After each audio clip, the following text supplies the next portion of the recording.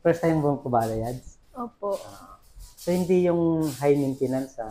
Nasa Opo. gitna lang siya ng low maintenance, saka high maintenance.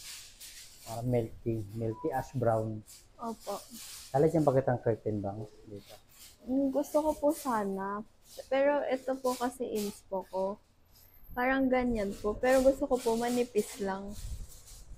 Opo. Tapos Pwede parang, naman. pwede po ba Book yun? lower mo na lang to, tapos, yan, parang dito. Pero parang meron din po sa Curtain gilid. bangs No? dito. Parang Opo. full bang siya dito, tapos pagdating dito may curtain bang. Opo. Okay, sige.